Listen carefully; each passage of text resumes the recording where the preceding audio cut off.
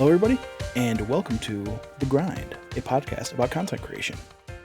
You're here joined by two co-hosts of Waypoint. We've got Jordan. What's up, everyone? And we've got Chris. Hey, how you doing? And today we are joined by a very special guest, founding member of Point in Progress, Mario Rivera. Hey, how's it going, everybody? new venture. Yes, So everyone's yes. getting used to saying how to say it. We've been practicing for 3 months, so that way we can be ahead of it. So everyone, good luck. Good luck with that. I like the alliteration of it, though. It makes it fun. Mm-hmm. Yeah, definitely. That, of course, was the genius of Sly. Sly came up with the name. Oh, okay. So to start off, why don't you just tell us a little bit about what that venture is? Yes, Point in Progress, of course, is our podcasting platform where if you are have an abundance of podcasts that you can find everywhere and you need to find another one, we are another one. But of course, we're trying to attack it in a certainly different way and giving it to be a very accessible podcast. The fact that every episode going forward, and as of right now, still has closed captions that are actually funded by us, like we take care of it. So we make sure that they're proper because we know that YouTube's version of caps or subtitles really not that great. So we try to make sure to make that as accessible as possible, including obviously the entire transcript of our episodes are also available, which is crazy because it's 5 people talking over each other and it's a lot of work, but we try to make it happen. But of course, yeah, it's a podcast where we talk about the news, talk about our recommendations, the hottest takes that we can think of, and just sort of just hang out for an hour and 30 minutes, just, shooting the shit and having different segments. But yeah, definitely just us having a good goof. I do love that we did do a special after Valentine's Day special that came out by the time you're watching this. So definitely check that out. It's really silly if you want to get to know all of our personalities. So definitely give us a shot. What are some of your Have hot that takes? Let us know. in the description too. My hot takes. The Clone Wars is bad, but that's not a hot take. That's everyone. Everyone thinks the Clone Wars are bad. Hold on, no. No, Attack of the Clones. Oh, really? On. Attack of the Clones or Clone Wars the animated show? Oh, Attack of the Clones. I said. Oh, okay. Yeah. You said Clone Wars, so. Oh, my bad. Attack of the Clones, bad. Chris about died there. However, hot take. I was about to just get off of this podcast right now. Hot take. Phantom Menace, though. It's good. That's not a hot take. I agree with you. Yeah. I think it's Or is good. it just better than Attack of the Clones? Way better and better than Revenge of the Sith. That movie sucks. Boom! That's a hot take. Okay. Okay. Yeah. Revenge of the Sith does not age at all.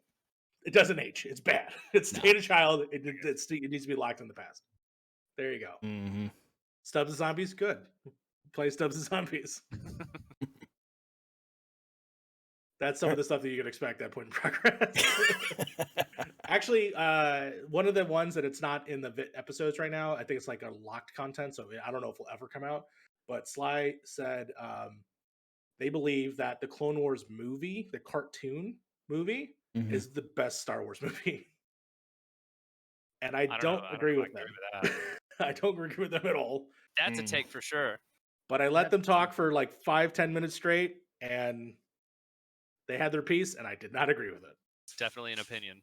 We need to get them with Josh, who can have the hotter take. By all means, please submit some to the show so we can talk about them. So about the transcript thing, yes, if you can give a bit behind the scenes, like how does something like that work?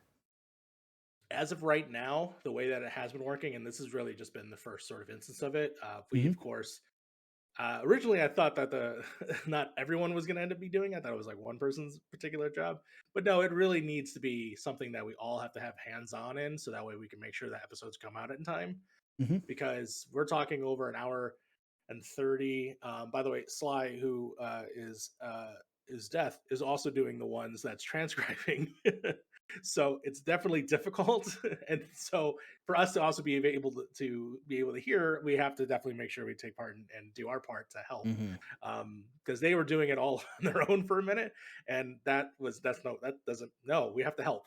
So of course, now it's I'll take this segment of time and then I listen to that segment. Then this person listens to that segment, and that's it. Sly then Okay. goes over it and then makes sure that it's like sounds right in terms of the way that it's read. So, and also Mhm. all the pronunciations and stuff like that. And then they make sure that that, of course, is what goes into the YouTube video. That, of course, you can watch the video and hit CC. It shows up as CC if you're searching for a video, so Mhm. you Oh, know that nice. it's accessible to you if you want to, listen to the content. And So so I apologize for being like unfamiliar with the process. So I mean, basically, it's literally it's like you'll. It sounds like you guys have it kind yeah, of divvied up between us, but it's like you literally you listen to sections of it and you're typing it all out like yeah, yourselves. yeah. So from what I see that Sly has done, it basically we take the auto generated from the YouTube, and then we have just a Google Doc that has the entire thing, but it's not like Mario says this, Sly says this, Harv says this. Mhm. We have to actually go in and manually hear the person that's speaking, put the name in, and then Oh, wow. attribute the sentence in for every single person. Wow. Okay. So it gets especially when people are cross talking, it definitely gets hard. Luckily, it does look like YouTube does have that ability to just put multiple people, so you can see like Sly says this, I say this, blah blah blah blah. So it is pretty smart with that. In terms of the technical of how it goes into the YouTube, Sly take care of that, so I'm not positive, but I Mhm. just know that they have set up the system for us to go by guidelines, so that way we can make it work. Yeah, I think Wow. there's a Okay. way to upload Yeah, your own subtitles. I think yeah, there's I think certain there couple is that file there is types. that Yeah. way. Yeah, for sure. Mhm. Yeah, because I was trying to do it that way, so we would have to use the YouTube auto captions, but Yeah, because there's a plugin for OBS yeah, that can do closed captions, but it can only do it for one source. got So it. I have it set for my mic, so but it can't capture Discord Yeah, at it the doesn't get same the rest time. of us. So Jerk. sticking with the Well, YouTube ones for now. yeah, for sure. Yeah, so just Mario, give us like the cliff notes of like your life story, but like more so in like the content creation journey. Like where did you come from, and then like why did you choose content creation? What about it's always spoken to you? Sure, sure. Yeah, I mean, I think from such an early age, I've always been a big fan of watching movies and films and getting into sort of like the minutia behind them. So, for instance, like Goonies is one of my favorite movies of all time. So, of course, whenever like the Blu-rays or DVDs like later in life came out, I would just search and dive through every possible documentary that they've had, or they had like a 10-minute music video associated with it. And I was always like why what goes into actually making these things. And so years later, when I went through college and tried to get a degree in video and animation, just to see like the actual tools that you need to bring this all together as somebody. Now, granted, I feel like a lot of that I could have learned thanks to YouTube, because YouTube is a pretty solid teaching platform, and I'm learning things constantly on YouTube. Yeah. And it definitely was roughly around the time when sort of G4 ended, and I noticed there was a transition to I'm seeing a lot of similar things on to yeah exactly welcome back by the resurrected like Jesus. Uh, when Revision 3 was sort of like out, and I noticed like Adam Sessler is working there, or I've seen Alex Albrecht, who was in one of the first few episodes of Screensavers that turned into Attack of the Show. I remember he had a show called The Totally Rad Show, and they were releasing this on the internet. I wasn't watching this on cable or TV, so of course I'm like, this is incredible. Like I fanboy, Destructoid, like all these different things. Eventually, Rev 3 Games, which then led me to IGN, which then led me to Kind of Funny, and so on. So following that trend and watching all these online content of wanting to be a part of it, wanting to be in that same field and making those things, just doing things that are just generally fun and that people attach to and have a reverence for. I've always had that as a fan, so wanting to actually take that for myself and apply it and do it for myself. So when I, got the Dualshockers gig, that was basically what I was trying to do with the YouTube channel, was to make it like a platform that some people would want to watch. And some people did, some people didn't. But at the same time, it was, your way of sort of like putting yourself out there. So yeah, Yeah. definitely, I think that's been the journey, has been like Yeah. all those old things, from loving movies, loving the making of them, and then seeing that the fact you can do it so easily here on the net. Got it. Okay. And was Dualshockers kind of your first, in your opinion, Sure. kind of professional uh job in the industry? Yeah, 100%. Okay. yeah, Dualshockers has done as much as the conversation is changing on Dualshockers. Dualshockers gave me my start. The very first video that I've ever worked on with them was they sent me to Las Vegas Oh wow. Oh, to that's cool. WWE 2K20 Yo, what? event. Yeah, that was the first. So I'll tell you the meeting because the meeting is wonderful. So I did a podcast years before called The Model Citizen Show with my friend Logan Moore, Michael Ruiz, and Max Roberts. And we just, it was a fun thing we did. And they, of course, were writers for a website before, I think it was called Game Rev. They then moved on to Dualshockers, and then this opportunity came up where I was like, "Hey, come talk to us." And then I talked to Logan, and I talked to their editor in chief at the time, Lou, and basically they were like, "Hey, we have this thing. We need a videographer. We're gonna set you up. We're gonna go with Michael. We're gonna go to Las Vegas." And I'm like, "Vegas? Okay, that's my first assignment. Cool. Yeah, you're gonna be filming WWE wrestlers playing NBA 2K or NBA WWE 2K20 at the time." And I'm like, "Say less. I'm in." When do I leave? Yeah, when do I leave? When do I go? And then of course after that meeting, I like flipped the hell out. I'm like, what? What are you talking about? And then they like sent us a press. I got like my first press release, which was like, this is who's gonna be there, and it was like, oh my god. So yeah, and me and Mike went to Las Vegas. But yeah, just stuff like that was just pretty. I could go on that. I'm trying to transition. I could talk about it forever. But yeah, but going from that to then doing sort of like my first video reviews for video games, like people like an actual like review that I've seen on G4 or something like that, and doing my own spin on it, and taking other people's words and then converting them and making them into something that that they originally just think of when they type when they're playing something, and now I'm giving it life and giving it a video associated with them. Early on, we were also doing where like they could voice over their own videos if they wanted to. So really, just trying to be as collaborative with that as well, and to give that a voice because it wasn't really there on Dualshockers before. A lot of Dualshocker videos, if you look, are all gameplay stuff, which is cool. Yeah. But at the same time, just like there was no personality to it, so we just try to bring that to it. And do you consider yourself more of a kind of like writer, reviewer, like the person that has your own thoughts that you want to get out there, or do you prefer kind of doing the here are someone's thoughts, I'm gonna help maybe trim the fat and translate it to a different medium like video? Because sometimes the way you read something isn't the same way you listen to something. Yeah, that's fair. I would say that I do feel like I have multifacets. It just depends on the day on how I'm feeling. Like there are days Okay. where I'm like, yeah, I'm a producer day where I want to produce and make something, make someone else's thing happen, or put my spin on it and make it happen. So like the review stuff was definitely something that, in my opinion, was fun to do because I was helping others and and doing my version of their thing. Mhm. Then there's days where I do just want to sit in front of the camera and just give out my thoughts. And I think a lot of that energy went into what we considered to call DualShocker discussions, which it's a lot of this podcast. It's me talking to you, talking to the viewer, but also talking to the person across from me and expounding on what I feel and what I believe. So I feel like that's where I was the most. There are times where I do want to do like sort of like the expose, the like editorial, where I will produce the thing, and I think that might be something I continue to do forward, especially when I try to like bring back my own channel up a bit. But yeah, I would say that those were the two things. It was the podcasty thing, and it was producing other people's stuff. So really, it just flipped on the day. Okay. Nice. Yeah. Chris, Any? Alec? Oh, I was say, what's it?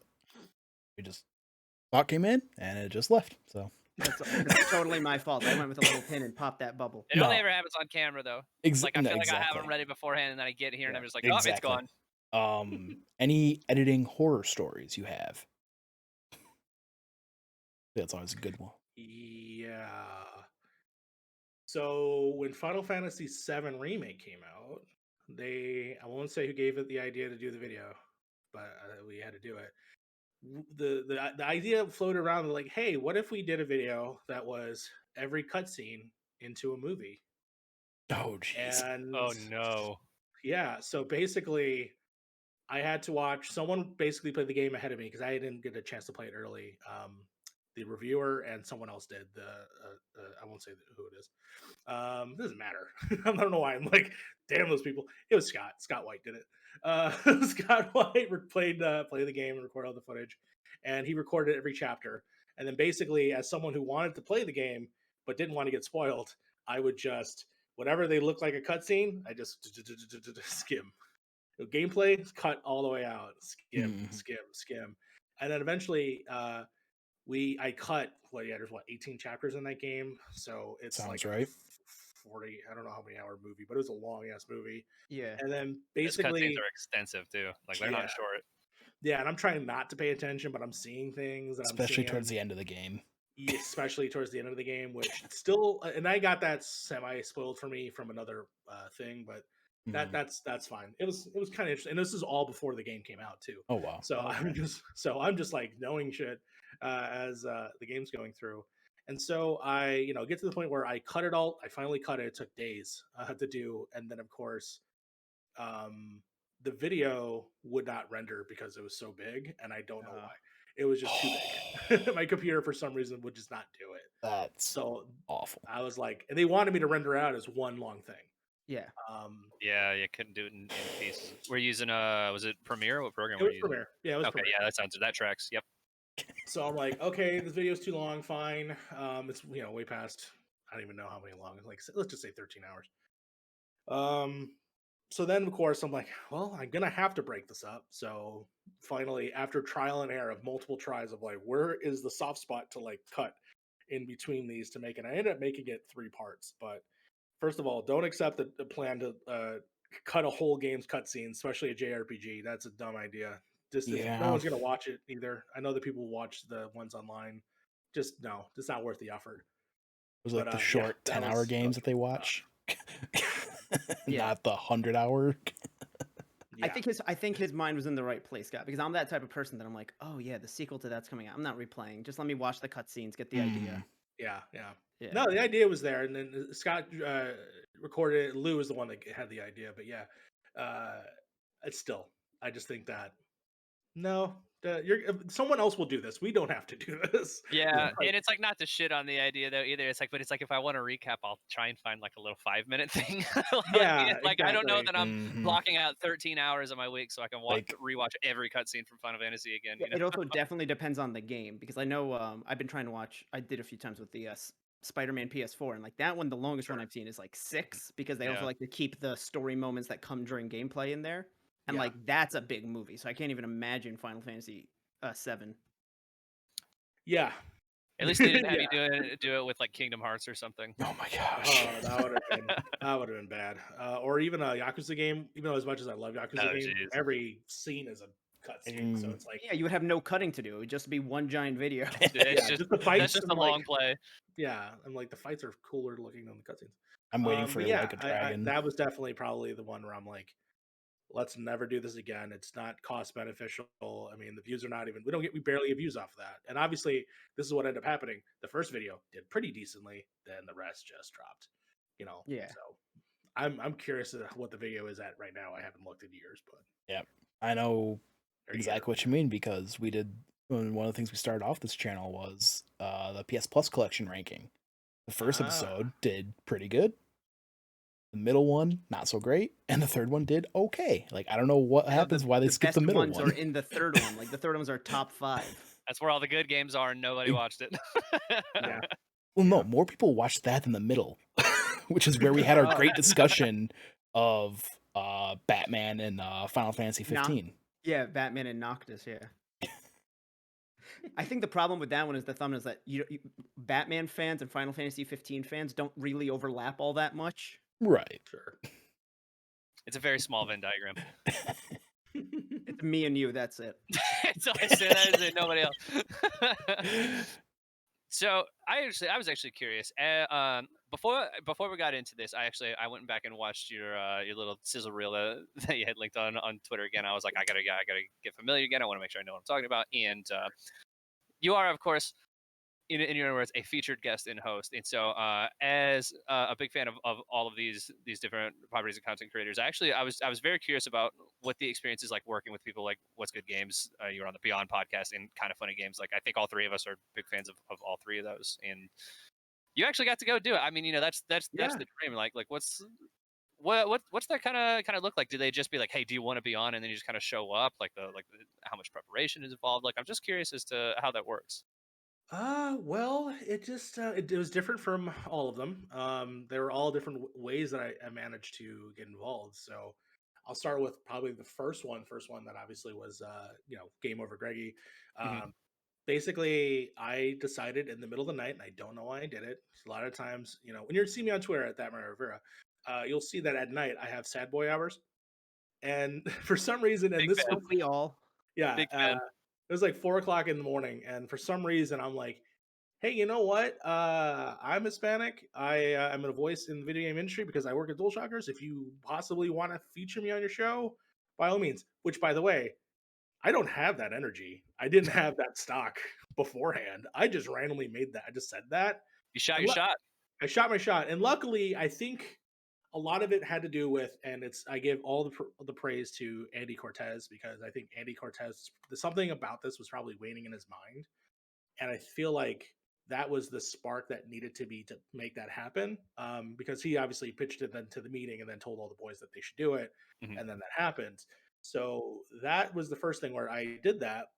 Nothing came from it for a week, and then I was watching Andy's stream. He was doing Mario Galaxy, Mhm. and I just left like a subscribe of like, thank you so much, because I think I saw him like it or something. Yeah. It's like, hey, thank you so much for liking my tweet. I think you're, blah blah blah blah.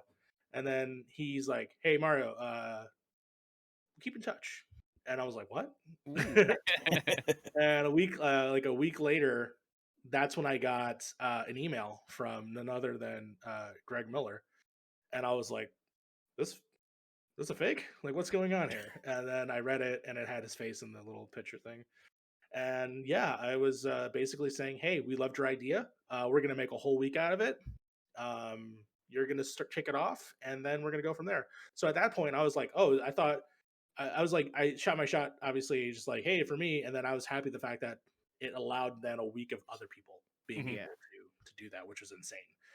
To be even a little bit of an inspiration, which I believe I give myself 2% credit. I give everything to Andy. But the fact that, yeah, that was a thing. And then basically, yeah, so it was an email invite. And then it was, them giving me my Discord information, which of course, that's what a lot of us are doing right now. Discord is such a key tool in this age, especially in the pandemic. So yeah, basically 10 minutes before I jumped into a private chat like this, and it was me, Greg, and Kevin. And it was a quick one because we got kind of like shot put it immediately onto the screen. And I will tell you, I was nervous as hell because I didn't know what to expect. But the beauty of it, what ended up being, was we had the confidence monitor, which is basically you can see what it's going to look like, and that's what I used to watch the episode. So basically, I just put it full screen for that. I see me and I see him, and I just pretended in my mind that I was watching the show, not actually participating. Oh yeah. Like there's sometimes when they'll make a point and I'll be like, F, whatever this and that. So, we try, we try. Sitting there like, damn, they got a good looking guest on this show. Well, no, that's what I was just saying to Chris actually before you came on, where it's like, I feel like I listen to some episodes of any podcast, and but I'll talk about gaming where I'm just like, oh wow, I have so much to say, or like, oh my god, you guys are forgetting this one big fact. How dare you? Because I'm never listening to it live, so I can never get into you're wrong. Yes. And then there's other times where I hear a story, even a whole episode, I'm like, I would have had nothing to say. Like I have, no brain, just vibes about certain topics. And that week was dry. That was a dry week for me. It was someone found an Xbox somewhere. That was the news story, and I was like, oh jeez. All right, let's do this. And then basically, yeah, I just turned the blinders on and I just talked to Greg as if he was a normal person and just had a time of my life, just talking to him, having a good time, trying to not be an over talky guest, trying to monitor what I'm saying. Because as much as I was doing Dualshockers discussion videos where I was talking to everyone else, this was the first time where I felt like the eyes were definitely on me at this point. Yeah. So, because we do that offline. This was online. I didn't even pay attention to the chat at all, like the whole time. I ended up rewatching it later just to watch the chat because sometimes you want to see some things. Oh yeah. Yep. But yeah, that was a crazy experience. I mean, then going on to say like IGN to Beyond, all I did was I opened my mouth again. I just said I think Donald Bush said something about the fans. There was something going on with the fans of PlayStation or something. I'm not sure what it was. And I was like, I would love to talk to it on your show. He's like, okay. Oh wow. What? All right, okay. And then he DM'd me, and the same thing. Just give me the Discord details. I'm still on their Discord. And what secrets do you have? Secretly, forever. I mean, I look at it. It's funny because I will look at it, and you can see who's in what channel, and so I just like, oh, they're recording this. Oh, that's oh, very cool. So that's fun. But otherwise, I'm just lurking in there. Hopefully they don't hear this. I don't think anyone from IGN is watching this. You're good. You never know. Sure. You never know after next week. I never know, man. But yeah, well, I mean, apparently they were watching Dualshocker videos, so I don't know. Who knows? But at the same time, yeah. So I did that. I ended up feeling a little bit more looser because better stuff was happening that time. I was doing more improv-y stuff. And because I already was pre-warmed with the kind of funny things, and then the only one that I was like shot in the dark one where I didn't put in work really. I basically was like, hey, I've set the tone already with the other two things. I'm going to then write an email to Andrew and A because on their website, and I don't know if they still have it on there now, but you can contact them and you can write, hi, I'm this said person. I strive to be in the video games industry. I have a YouTube channel. For me, it was obviously like, hey, I was just on Kind of Funny Games Daily. I was just on IGN. Really love your show. Really love everything that you guys do for the community. Is there anything that I could do to be a part of the show? And then basically, like not long after, Andrew Renee emailed me back and said yes. Except it wasn't right away, like Kind of Funny or that. It was like a month later. So it was like a revolving schedule of like could happen, could not happen. Luckily, it stuck. But those are just things that can happen just by putting yourself out there and then having a foundation in some way. Like I don't necessarily think you need a Dualshockers to do what I did. I think it is just to be not known, but basically just be outward facing. So like if you have a podcast, make sure that's on your Twitter bio. Make sure that you have links to it. If you are someone that is a video person, definitely have a demo reel somewhere nearby. So that way people can once they see your name, they look, it's like, oh, because I've had people now since those meetings and people have reached out to me, like smaller creators, like Pixel Chris is one of them. And Kevin Diaz from PlayStation Source, who just reached out to me, and I was like, "Yeah, come on my video." I looked at your YouTube channel, I looked at your demo reel, and I was really impressed by it. Yeah, come on in. Why not? And that's all it really takes. To be honest, obviously, I'm smaller on the totem pole when it comes to IGN and stuff like that. Yeah. But hey, if it end up benefiting that person in the long run too, that's also awesome. So yeah, just keep collaborating, keep that conversation going. It's a good message. I actually really like that because we've been doing a lot of collabs lately, and like it really helps. And you see everybody else going through that type of, I mean, no pun intended, but the grind of it all.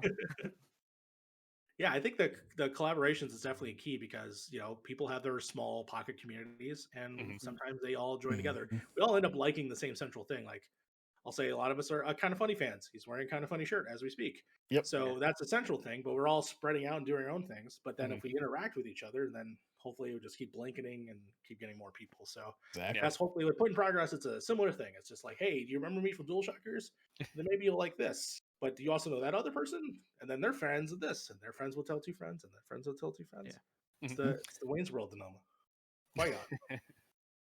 Now, are you more of where a person where you want to kind of practice your craft, maybe at a Dualshockers or on your own channel, and then work your way up to how you got on Kind of Funny, What's Good Games IGN?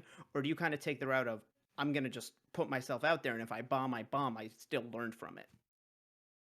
I think doing your own thing is the same thing as that. Like for instance, like no one watched my YouTube channel, but I had a YouTube channel before Dualshockers, and I had videos that I just put out there. Like here's me talking about the Will Smith movie Focus, and it's just me doing a voiceover over the movie Focus. Or here's me let's playing Mario Brothers 3, and it's just my voice, and you just do like it just you have to practice first, I think, before you do that. Because you will burn bright. You'll, as much as like people like I'm not. I'll mention it. Like Philip Mewson, in a way, like he had a YouTube channel, he had a basis, but I felt like he got to a point in place where he burnt just a little bit too bright too early, and you saw what happened. He sort of like fizzled out, and now he's trying to claim it back up. So he did it the wrong way. But in terms of like, yes, develop yourself on a YouTube channel, but set logical goals to go upwards. Me talking is somewhat easier now, but it's because I kept doing it for a year before I ended up talking to Greg Miller. So as long as you guys are constantly involved in talking, and I can be pretty loud, so, it all just comes from that. But yeah, I just say just doing your own thing first, practice up, and then reach the goal that you feel is attainable. Very nice. Yeah, no. So I'm sorry, I'll go ahead. Now it's all you. I was just gonna say, kind of like just along the grind, like I kind of just take a step back from streaming just because of how much I've been working lately. It's like I don't have time for work, Waypoint, and streaming. It's like, so it's like one of these things got to go, and it's not Waypoint, it's not work. So yeah, so it's one of those things. It was a hard decision, but Yeah. One of the things that I realize is it's tough for me, and it's tough because I am very much a consumer. I have to stop consuming things. So that means I have to stop watching all these things that I love in order for me to facilitate and do those things like you're saying, like to get a job or to, video edit or make a podcast or something like that. You do have to lose something. And if you are too invested in those other things, I mean, I noticed that. That's why when I hear like directors, and this is because I, listen to too much stuff, they'll say that they didn't see the latest movies that year because they were too busy working on their own thing. So it happens to everyone. Don't be afraid of your backlog. Eventually you can catch up on things. But certain things like right today is a good example. Like I might not have been watching Kind of Funny for forever, but hey, I love Nintendo Direct, so I'm gonna tune in for their Nintendo see what they got to say about that. It's not true. I listen to them every day. So you gotta find those hat throw, get hype moments. Exactly. 100%. Yeah. Or finding out that Sister Act 3 has been confirmed while Sephiroth gets announced for Smash. So good. So good. Such a great moment. I'm excited because I'm sure there's going to be a Mario Golf thing that Craig might have freaked out for. So we'll see. Oh, he definitely did. Oh yeah. So I'm excited to see that. I didn't watch it, but I just based off his Twitter reaction, I'm like, oh, he freaked out. That's all he wanted from the Direct, and he got it, so he was happy. Yeah. So there's that. It's the best announcement, and I'm putting that blank down right now. There's the best thing coming out of the Direct. Come at me. I agree. So yeah, hot take. To walk a step or two, just as far as like putting yourself out there and setting goals. I know that setting goals will look different depending on what kind of content you want to create. It's different on the person and that sort of thing. But when you're kind of getting started, or even like joining in Dualshockers, what kind of goals did you set for yourself before you got to the point that you're at now? Yeah. Well, so for that specific thing, I was coming in with like a pre-established brand, right? So people know Dualshockers by the name primarily, but they didn't necessarily, I would say, like I saw comments lately that still says, "Oh, I didn't know Dualshockers had a YouTube channel." Right. So really, the first thing I did was, all right, we got to start establishing an identity. What is our identity, and then go from there. So making the videos uniform in a certain way where they can like they're stylistically the same, so that they're from this specific thing. So early on, it was like, okay, we have this intro that we've kind of used all the time, which is a sort of like loud noise that like wholesale sticks you down, and then you go into the video. Has the same end screens.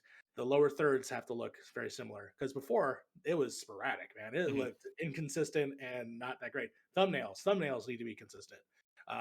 Things like that. So making the presentation for those things to be as well connected to what you're trying to say and what you want to do, I think is definitely key. The other thing, obviously, then was establishing ideas and things that were consistent. So, like, we had a couple different, even though our release schedule was sporadic, we had some ideas, and we were finally, I feel like, getting to the point where we were connecting to it, which was like Mondays are gameplay days, Wednesdays are conversation days, and then Fridays could be editorials or something interesting. And I feel like having a structure like that of like how you have multiple podcasts, right? You have a day that you're going to do this, a day you're going to do this, and a day you're going to do that, and that is your release strategy. Just really and honing and being consistent on that, I would say would be the key thing. There are too many things that I noticed, and there's some things I learned in my small little period of time working with GRV, where I was like, oh, okay, that makes sense, and that's like not releasing multiple things on the same day, because you could cannibalize the things you released before, where the Google search will only focus on one versus the other. So those are some things I'm taking to heart. So those are like little things that I think that are things you should be focusing on, is just keeping a consistent voice, have a content strategy that you like to do, and don't be afraid to change, because sometimes things end or things don't continue. And then basically, make sure that you release consistently. I mean, that's basically it.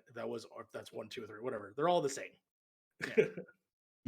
Different, but also part of the same step. Yes, they're all part of the same triangle. Whatever shape you want. It's all a Ponzi scheme. We're going straight to the top, baby, to the moon. That's right. To the moon. No, it's actually a funnel. You see? There you go. My God. There you go. Straight to the bottom. Started from the bottom. Now we're here. And now we're back down. It's actually more of a roller coaster, yeah. Oh my God. Yeah, 100%. Because one video do great, and then the next video doesn't. And then That's always the case. Yeah. Yeah. So as far as that thing, I'm sorry. Go ahead. No, Discord calls, man. I'm telling you. No, do you have a seated chair, the marble chair? Oh yeah. Got the chair. Very nice. Very nice. Thank you. Not jealous at all. Not at all. I don't want to kill him and take it from him. Nope. Yeah. I've never hidden it. Like I've given the links out multiple times. Yeah, but I don't want to pay for it. I'm poor. That's true. Okay, well, let's get those views up. Let's get a sponsorship going. Do what I did. They sent me an email. I was like, hey, you want to review a Captain America chair? Yeah, okay. Just sending me a $500 chair. Do you think spamming their inbox would work? Sadly, no. Don't do that. Which company did you do your Captain America one with? Ida Seats, I think is the name of the company. But the video is on Dualshockers. Yeah, so you can watch it. This one's from Neo Chair. Ah, yeah. Gotcha. Yeah. I know it's not related to like content creation, but was it a nice chair? It was a nice chair, but I couldn't sit in it. So I ended up giving it to one of my editors. So hey, you do the video. If you please the people that sent the video, or you'll send you the chair. Make sure it's fair. That your actual thoughts, don't lie and say you love the chair. I said that my ass can't fit in it, but other people could, and then I gave it to my friend because I have the Secret Labs chair. The Secret Labs chair is awesome. That's part of the reason why I got this DX Racer chair, because I got the King series that I could actually fit in. Paid an arm and a leg for it. Seats. Those racer seats are just ugh. And they kind of point inward. It's real weird. Yeah. It's cool. My legs go in, but still, I don't know. That was bad. So on that note, then, as somebody that I think for at least a few years has worked primarily in reviews and that sort of thing, and it seems like you've had the opportunity to actually like work with the companies that make these games and that sort of thing, and then later review them and that sort of thing. Is there always like a trepidation? It's like, hey, we want you to review our game or write about it or talk about it, and then you play it and you're like, oh no, this game wasn't very good. Yeah, that happened to me recently where I was like, hey, I want to do my first writing gig. And my big writing gig was for a game called Twin Mirror, which is the Donut game that came out in December. You might not have heard of it because I've not seen any major press. I've not heard of it. You're right. The name rings a bell, but I couldn't put gameplay in my head if I wanted to. It's a Donut game, so it's very much like a Life is Strange kind of thing where it's story, life. Tell me why. Fantastic game. Then still need to play that. Twin Mirror came out and it's not as great. But basically the whole deal was I was like, you know what? We have a preview opportunity for Twin Mirror. I like Donut games. I like Life is Strange. I like Tell Me Why. It looks very Twin Peaksy to me. And literally Twin was in the name. And I saw the trailer for it at E3 last year because I actually went to E3 to see it, which is kind of cool. Nice. Jealous. Tell that story later. But basically, that's on the YouTube channel that nobody watched. But basically, I was like, okay, preview, cool. I'm gonna do it. So they sent me, a copy of the game. And the demo that they sent me the game right away. They sent you like 2 hours of it, which was interesting. I was like, oh, cool. I got a little extensive demo. It came with like a PDF of like what you should talk about or what to expect in the future. And Okay. blah, blah, blah. For some reason in this game, also it's co-produced by Bandai Namco, and there's a lot of Pac-Man in this game for some reason. Okay. It's like a central, it's like a central theme. It's so weird. But basically during my 2-hour play session with it, I was like, you know what? I'm kind of interested. I'm interested to see where this is going to go. And I'm actually kind of curious because it kind of reminded me of less Twin Peaks, but more of like, because I was also watching, thank you, kind of funny.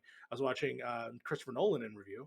Yeah. And I literally watched all of the, the early stuff on, and this game was feeling like that. And I don't know if it was just because I was heavily influenced by the Christopher Nolan stuff and I was seeing these things. And that's what like my writing thing was like, hey, this could be the Christopher Nolan game that that we're looking for. This might be interesting. And I write my preview and I write that's my headline, the Christopher Nolan game we might be looking for. And of course, Don't Nod or whoever the PR person was like, hey, we would love to use your title in our commercials.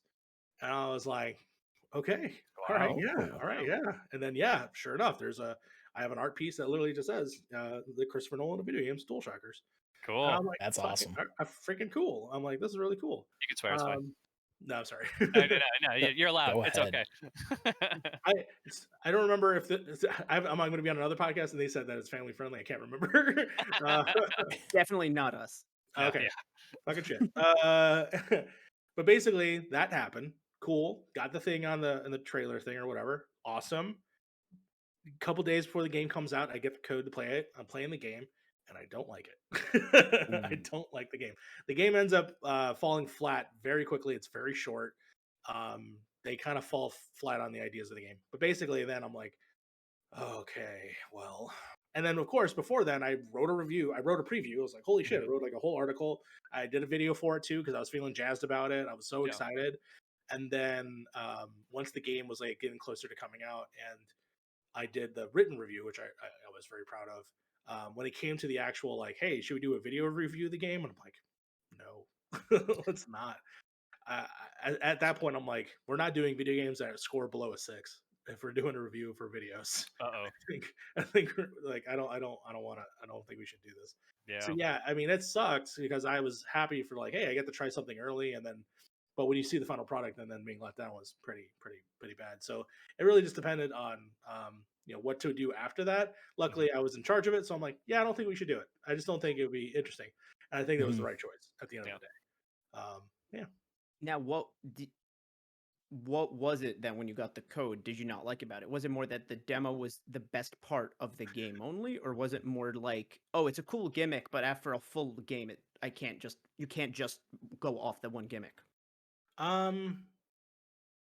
A lot of it had to do with the story. I mean, the fact that the story was set up in a way that I thought could go in so many different directions that I was interested in that, because it's very much a game about a man who comes back to town after years. His friend is died under mysterious causes, but he has a doppelganger that is hanging out with him that he can only see, and you make your choices between on like his opinion and versus your like because you're a journalist, so it's like your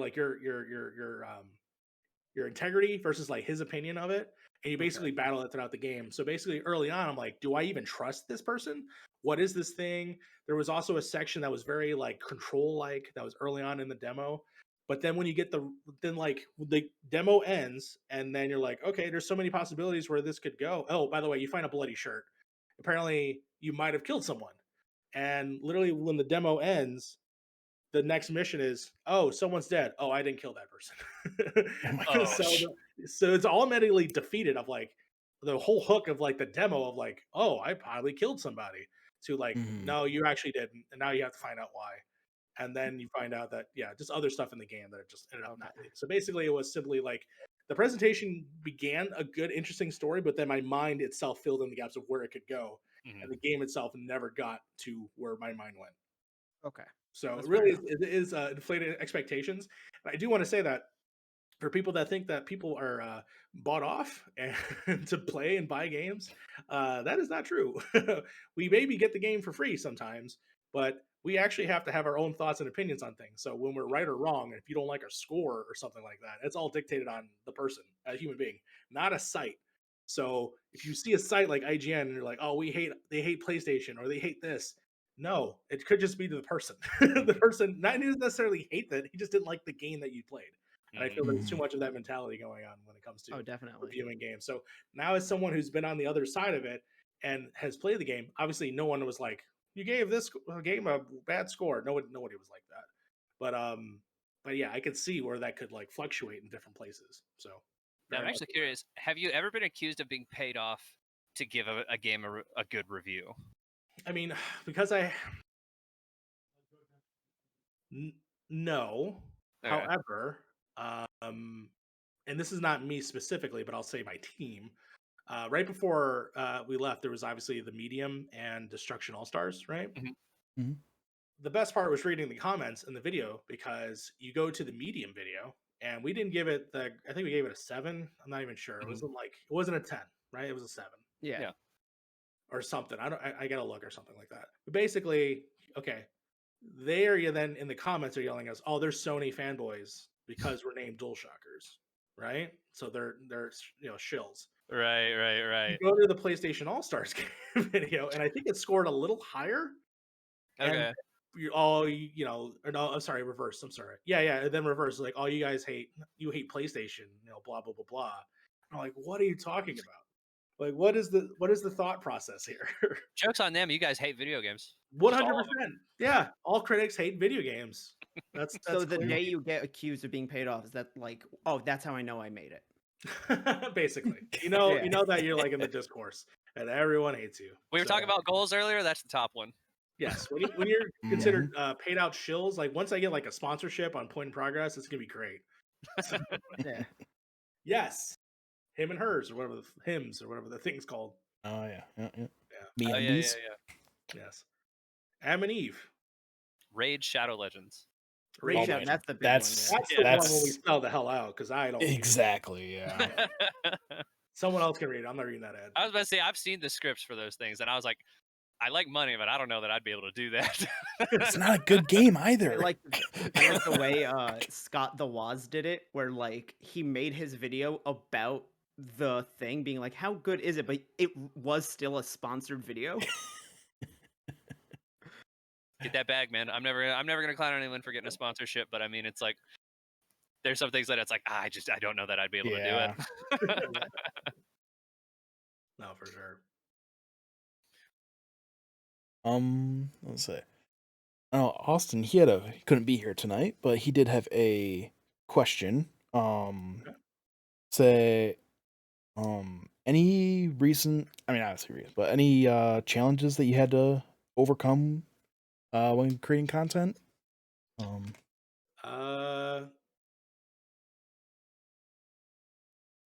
You know what? Yeah, I would say. Well, the recent thing, and I've said it now in other places, so I don't feel bad saying it again. Mm-hmm. Having a plan and what you want to do for a whole year, and something comes up that makes you change it. So I won't necessarily apply it so much to what happened last month, but I will apply it to last year. When you have an idea of what you want to accomplish for the year, don't be afraid to make some changes because things could happen, like a pandemic. So in this case, I had ideas and plans for what are we gonna do for E3? What are we gonna do for if we go to PAX? If we have any more other events. One of the last events that I know that one of our writers got sent to was for the Jedi game, Jedi Fallen Order, and he got to go to Star Wars. He got to go to Lucasfilm and all that, and do all the cool stuff. That's incredible. Yeah, it's great. He got so excited he put the Kylo Ren mask on. That's how it sounded for a second. Yeah.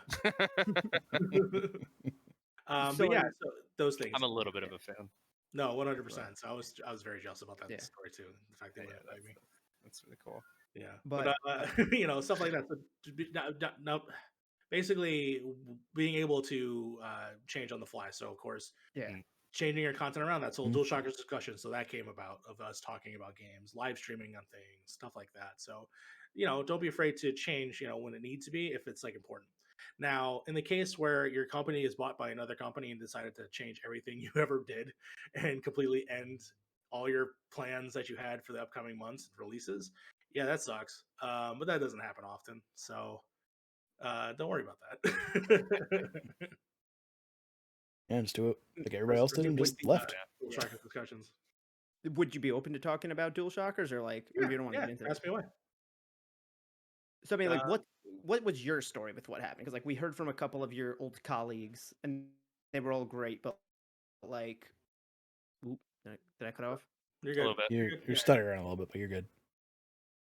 Sorry. Yeah. Okay. So I mean, like, you don't have to. We're not asking you to talk anything bad about the company. Just like tell us what happened from your perspective with it. Yeah, I mean, a lot of stuff happened when I was asleep. Is the best way to describe it, because so essentially we were bought by JRV. I guess the owners set a meeting with us and said that, hey, we sold the company. We sold it to this really great company. Mhm. We sold the fact that they don't want to completely change Dualshockers. They want to keep it, as the same, at least for a 90-day period. So sort of like acclimate and sort of like, hey, because we were their first full-on gaming company. They do have something else in the UK, but this was like full on, like this is our direct thing that we do. And basically, yeah. So they do this whole meeting and they say, hey, yeah, 90 days, restructuring period or something like that. Then we actually meet the new owners, and it was totally fine, totally cool. Talked about paid positions, talked about a lot of people have been working for free, so we definitely want to pay you guys going forward. Um, after this sort of 90-day period thing, so it was like again status quo, no one's getting paid, but after, hey, maybe there's something for you. So immediately I'm like, okay, maybe my position will uh, be safe or grow in some way. So we'll see. Then the key was basically given from the old owners to the new owners February 1st, and immediately went to shit. Like immediately, massive changes in terms of the way that they want to approach things. They were doing one-on-one missions with everybody, which is cool, but at the same time, it wasn't enough because they would have a meeting with somebody like Ben Bayless, for instance. Apparently he notoriously had a terrible meeting with them, and I found that out like hours later. And then he basically left, and hearing why and then seeing it on Twitter was also like, oh, like I was like, oh, that's interesting.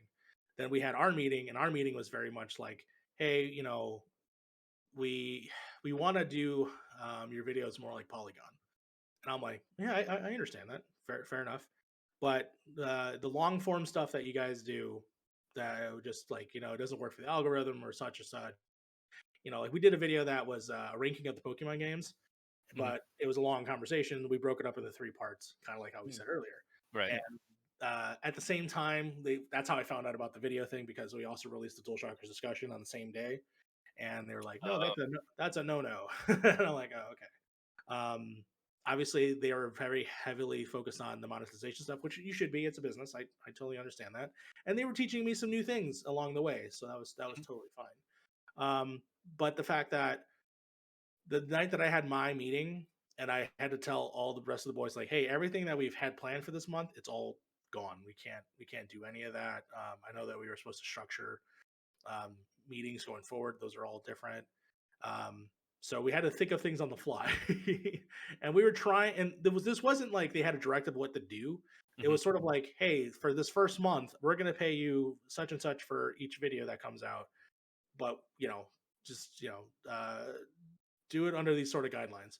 And a lot of it was like, okay, well, so our videos have to be, oh, sorry, Google apparently popped up on my phone. It's all good. We have to, it's big Google listening in. They're like, you talking shit? Talking about their analytics.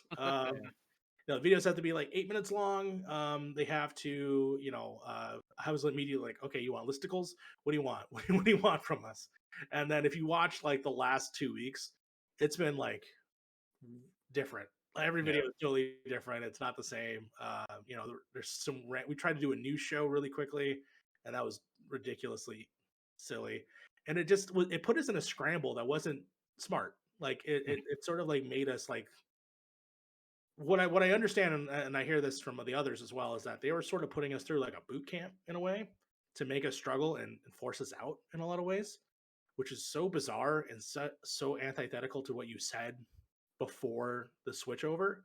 Yeah. And so that's why it felt like, yeah, that people were slowly leaving because they are implementing things just at a clip that just didn't make sense. And we're removing things like review, like there was like conversations about, all right, does culture matter? Does accessibility matter? Does reviews matter anymore in the traditional sense? Does previews matter? Do editorials matter?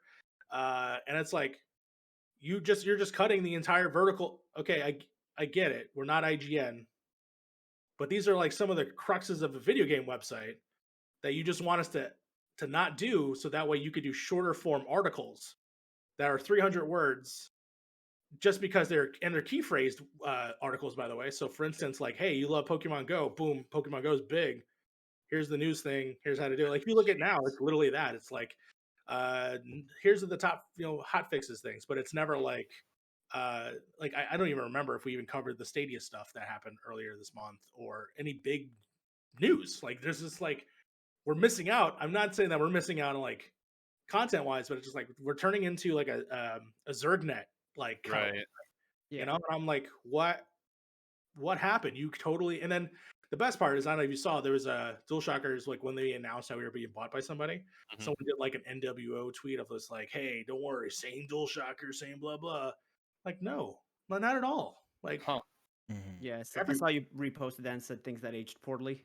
Yeah, things I saw that. Yeah. I'm just like, what are you doing? Like, you totally, I know that while our Dualshockers Twitter handle was very much just like shit posting memes and stuff like that, still, we had an identity we were trying to build, and they just killed it. Just did something totally different with it. And I don't know. I just feel like we were on the right track, and we were doing successful, but without them.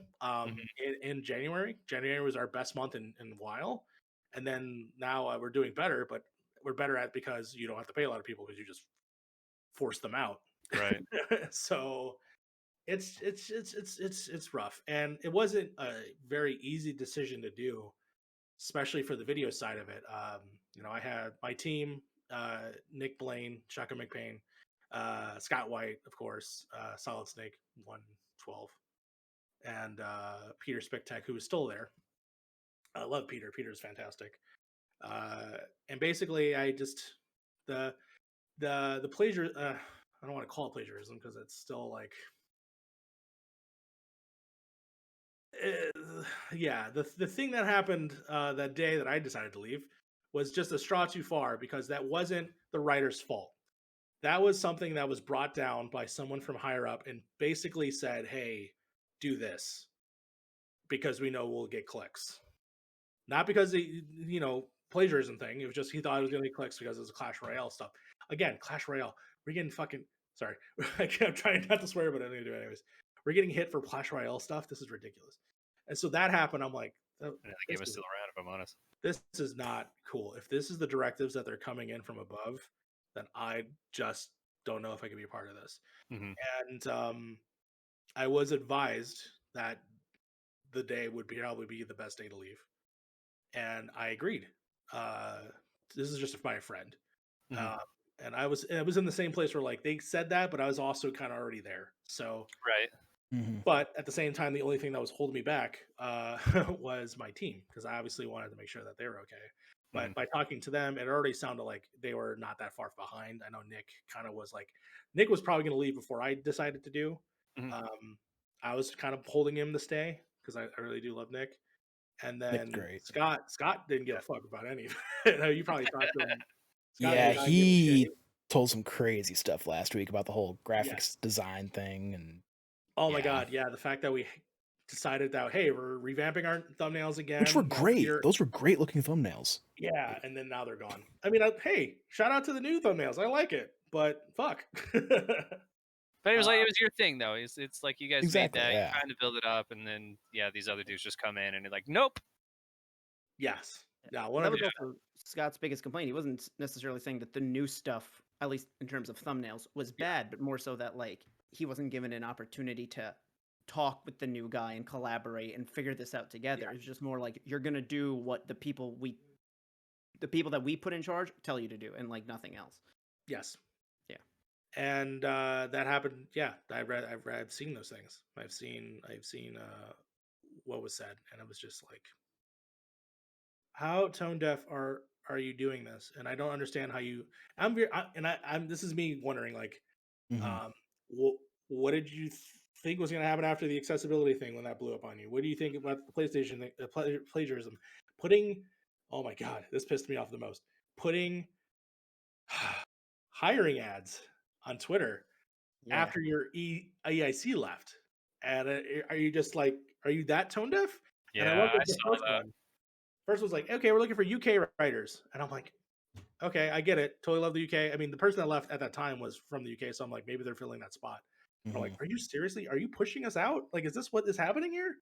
Like, it doesn't make sense. The one thing I will say, no, I can't say that.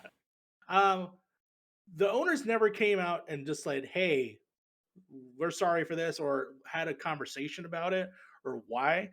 It was always like, I'll do one-on-one meetings. It's like, no, I need you to have like a town hall meeting. Mm-hmm. Like, You're talking about the new owners or the original owners? the new owners. Like, Okay. after Ben left, there should have been like a meeting, Mm-hmm. you know. Mhm. Instead, it was, I even brought up the, hey, we should do a town hall meeting, but it was at a time that was like, because they're also London time, and we have to like figure out the time zone, and it just never worked out where we could make it happen for have like a group of people. Mm-hmm. So it was like, it ended up being mute to do so. So that sucked. And it was, it was interesting to hear how some people were planning on leaving like a little bit later, but then they ended up leaving immediately. I was like, they've had enough, and I'm like, you know what, I have enough as well. So Yeah. yeah, that's the long and short of it. It looks like things are looking better for you. I mean, you're doing Point in Progress. You're still doing your other stuff, your YouTube channel, your Twitch channel, right? Yeah, so going forward, obviously, I'm gonna have to, pull the resources that I was doing on those, and then focusing on myself for now, Mm. and then hopefully that leads to potential, employment in the future for other places. I of course, have the Twitch channel that I will set up a schedule. I just still trying to figure it out. I'm in the honeymoon phase of getting pushed out, and then of course, the point in progress stuff is great because that is something it was already established that that's what I was going to do on the weekends. Yeah. And now it's like, oh, I could put so much more in this. And then, so there's a project that obviously there's the main podcast. There's a side project podcast that I am developing that will be going out hopefully soon. I got to get a couple episodes in, but it will be a seasonal show. It's very much in the vein of a Mark Maron kind of like conversational thing that is outside of games. Cool. So it's just, so I can just talk to people as humans that I'm interested in. So I am looking very, very forward to that. It's seasonal. There will be theme seasons. So we'll see how that goes. But yeah, doing a lot of that extra work. That's great. And listen, any place that decides to hire you has got a great person on their hands. You do good work. I just want you to know that. I know it doesn't feel like that lately, but you do. Hey, we're big fans. Yeah.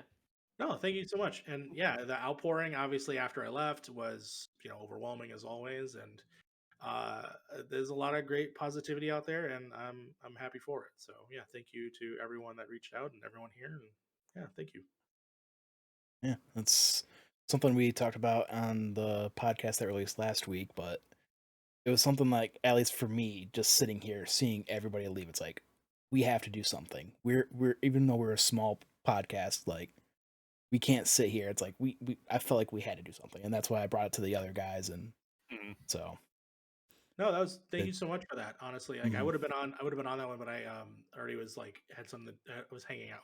Someone was coming to visit me, so I had to be a part of that. No, but at the same time, thank you so much for everyone else to have a chance to have their voice and have their voice heard for the people that want to know.